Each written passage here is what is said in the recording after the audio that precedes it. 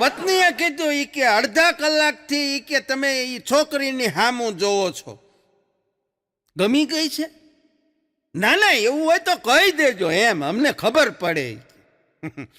એટલે ઈ ભાઈ કીધું ઈ કે એમ તો ગમી છે, પણ ઈ કે તકલીફ ઈ છે કે હવે તને તો ખબર છે કે આપણા તો લગ્ન થઈ ગયા છે.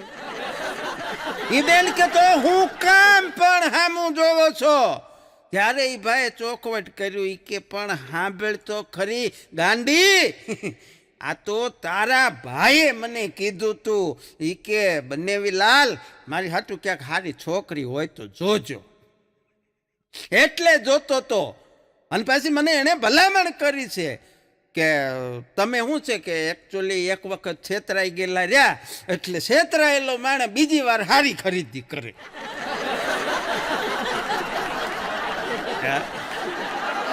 પણ અમારો અગલો મને કહેતો હતો, મને કે ભાઈ જિંદગીમાં છે ને ઉધાર તો જે આપે ને એટલું લઈ લેવું, જેટલું ઉધાર આપે ને એટલું લઈ લેવું, હાથી આપે તો હાથી લઈ લેવો, પછી મને કે જે થાય પણ લઈ લેવું, કારણ કે તમે એકવાર ઉધાર લઈ લો ને પછી તમારી જિંદગીની સલામતીની દુઆ ઈવડા ઈ કરે.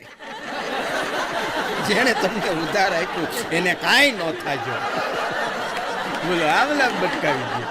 હા, અને બહુ સાચી વાત છે સાહેબ. આ બહુ મોટી મોટી ઇમ્પોર્ટેડ ગાડીઓ આવે 50 60 લાખની, કરોડ રૂપિયાની, એ ગાડીઓમાં કેટલી કેટલી એરબેગ આવે બોલો.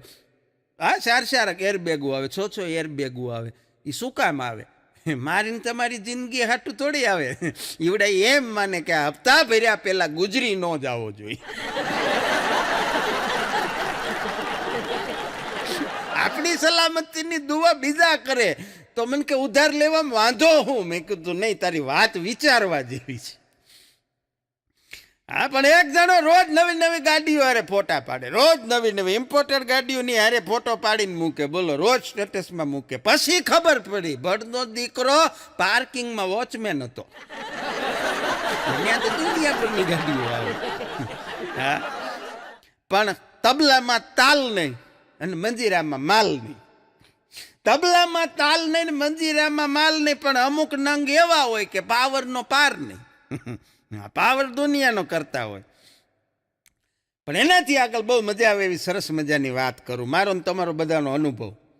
કે આ ચોમાસું જાય ને, ચોમાસાની ઋતુ પછી રસ્તાની હાલત એવી થઈ જાય સાહેબ, ખાડા ખડિયા એટલા પડી જાય રસ્તામાં, અને એ રસ્તાના ખાડા ખડિયાની વચ્ચે થઈ કલાક 1.5 કલાકનું ડ્રાઇવિંગ કરીને તમે મોટરસાઇકલ લઈને કે કાર લઈને ઓફિસેથી, કારખાનેથી, ફેક્ટરીથી તમારા ઘરે પહોંચો અને મનમાં એક પણ ગાળ ન બોલો, મનમાં તે, તો તમારી ગણતરી નાના મોટા સંતમાં થાય ખરી.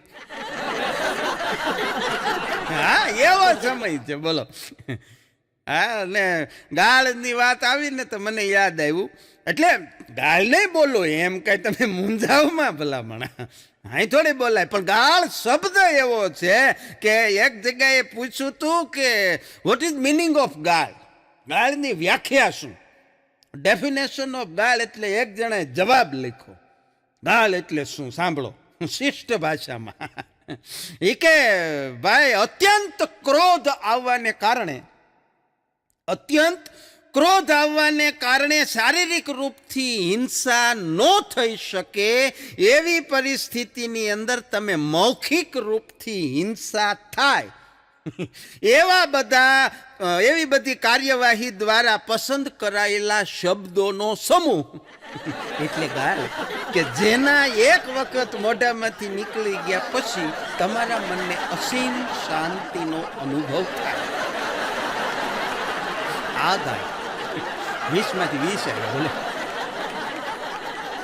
હા, પણ અગલો કહેતો તો મને કે કહી દેજો એ લોકોને કે જે મને નકામો સમજે છે, કહી દેજો એ લોકોને કે જે મને નકામો સમજે છે, કામ તો મારી પાસે દુનિયાભરના છે. હા, હું કરતો નથી એ વાત જુદી.